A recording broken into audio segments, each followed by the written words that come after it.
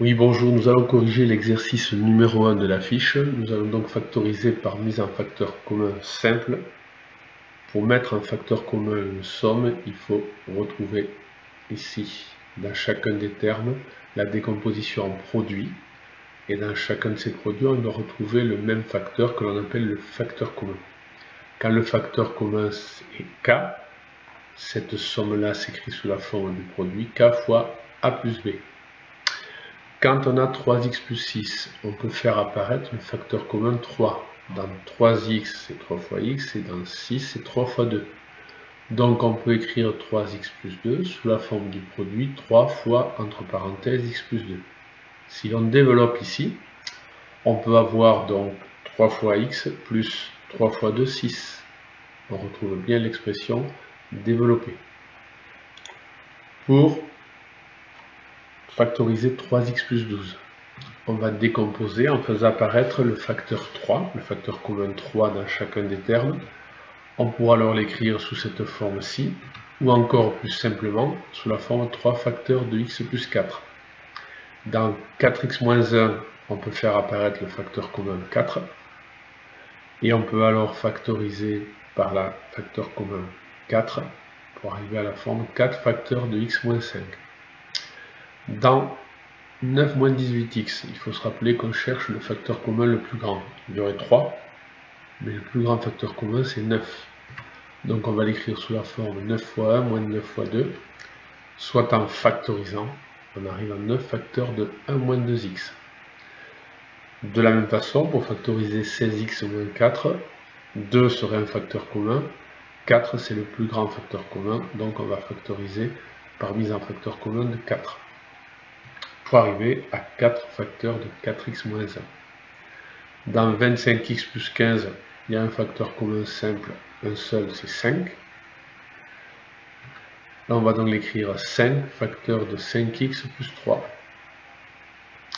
Dans 12x moins 9, le facteur commun le plus simple et seul est 3. On va donc l'écrire 3 facteurs de 4x moins 3. Et pour la dernière expression, avec 90x et 60x, il y aurait 3, il y aurait 10, il y aurait 6. Le plus grand, c'est 30. Donc on va factoriser par mise en facteur commun de 30. Et l'on arrivera alors à 30 facteurs de 3x moins 2y. Nous allons passer maintenant à la corrigée de l'exercice numéro 2. Donc de la même façon ici, on peut repérer là-haut que dans x au carré plus 6x, on va repérer le facteur commun x dans chacun des termes. Et on pourra donc écrire que x au carré égale à x, il manque ici le x facteur de x plus 6. Il manque ici le x, c'est oublié. Donc, on va maintenant développer, factoriser x au carré plus 2x. On reconnaît le facteur commun x dans chacun des membres, on le fait apparaître au moins au début. En factorisant, on arrive à x facteur de x plus 2. Une autre remarque, si l'on développait ici, x fois x ferait x au carré et x fois 2 ferait 2x. Plus compliqué ici, x est bien un facteur commun. Mais x au carré est aussi un facteur commun. Et il y a aussi 4 qui est un facteur commun puisque 20 s'écrit 4 fois 5. Donc le facteur commun le plus grand, c'est 4x au carré. Donc on repère bien ici, c'est déjà beaucoup plus complexe que ce qu'on a fait jusqu'à maintenant. On repère bien ici le facteur commun 4x au carré, qui sera donc facteur de x moins 5. Dans 9x moins 8x au carré, le facteur commun, comme dans la première expression, c'est x. Et on va arriver à x qui sera donc facteur de 9 moins 8x. Alors ici, dans x exposant 5 et x au carré, comme dans le deuxième exemple, ici on va retrouver un facteur commun qui est donc x au carré, pour les termes en x, mais on retrouve 4 aussi, puisque 16 s'écrit 4 fois 4. C'est-à-dire on aura 4 fois x au carré, fois 4 fois x au cube, puisque x au carré fois x au cube, eh bien x est puissance 5, moins 4x au carré, il ne faut pas oublier le terme 1, le facteur 1. Donc, en mettant un facteur commun 4x au carré, on retrouve 4x au cube moins 1.